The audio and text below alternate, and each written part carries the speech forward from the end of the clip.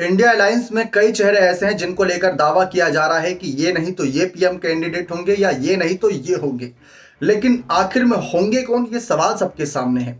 दरअसल 4 से 5 नाम घुमा फिराकर सामने आते हैं, जिसमें राहुल गांधी, नीतीश कुमार, अरविंद केजरीवाल, ममता बनर्जी और मल्लिकार्जुन खड़गे का नाम इसमें शामिल है।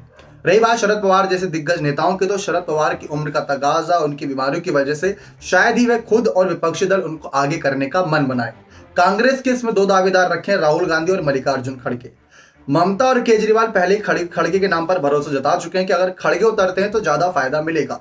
लेकिन बात यहां पर जनता की आती है कि जनता किसे चाहती है। दरअसल इसी को लेकर तमाम मीडिया चैनल सर्वे करा रहे हैं समय रहते कि भाई अगर आपकी पसंद हो तो आप सुझाव दीजिए इंडिया दल को कि उन्हें पीएम कैंडिडेट किसे बनाना चाहिए।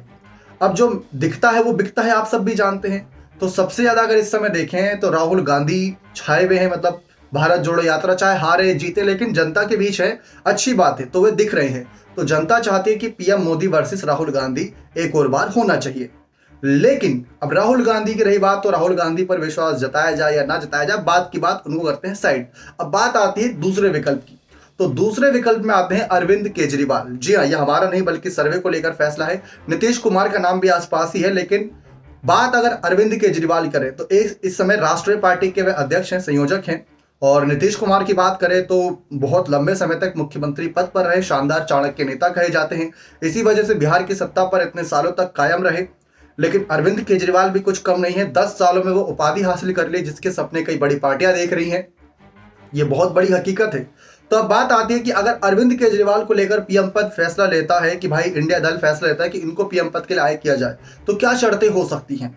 सबसे बड़ी और सबसे पहली शर्त तो यह होगी कि आप इंडिया दल को जिताएं, और जो जीत मिलेगी उसमें आपका सबसे बड़ा योगदान होना चाहिए। इसी आधार पर तो गठबंधन होता है। चलिए आपको इसको एक आसान सा समझाते हैं। महाराष्ट्र का मुद्दा जब साल 2019 में एमवीए बना था, जिसमें कांग्रेस, शिवसेना और एनसीपी शामिल थी। 55 प्लस सीटें करीब उद्धव की शिवसेना के पास थी, तो उद्धव ठाकरे बन गए थे मुख्यमंत्री। 53 सीटें थी एनसीपी के पास, तो उनकी पार्टी को मिल गया था उप मुख्यमंत्री का पद। अब भाई रही बात कांग्रेस की, तो उनके पास भी 30 प्लस सीटें थी, तो उनके पास भी कैबिनेट के अच्छे खासे पद आ गए थे। तो इसी लिहाज से राष्ट्रीय पार्टी की जब बात आती है राष्ट्रीय चुनाव की, लोकसभा चुनाव की, अगर ऐसे ही जीते तो गठबंधन में फिर ऐसी ही सीटें बटेंगी। ये बात सबको पता है। जैसे कि आप देख लीजिए, मुलायम सिंह यादव एक समय रक्षा मंत्री थे, मनमोहन सिंह प्रधानमंत्री थे, क्योंकि कांग्रेस ज्यादा सीटें जीती थी। तो आम आदमी पार्टी को इतनी सीटें जीतनी होंगी कि वह बार्गेनिंग कर सके कि भाई अरविंद केजरीवाल को पीएम दावेदारी मिलनी चाहिए। ये हम तब की बात कर रहे हैं जब जीत जाती है। तो अगर हार गए तो फिर कौन ही पीएम बनेगा, फिर तो सपना छोड़ना पड़ेगा। अरविंद केजरीवाल के अंदर वो नजर भी आता है झलक। वैसे तो उम्र के तकाजे पर देखे और एक्सपीरियंस के हिसाब से देखे तो नीतीश कुमार बेहतर उम्मीदवार है। राहुल गांधी ने मेहनत बहुत की है।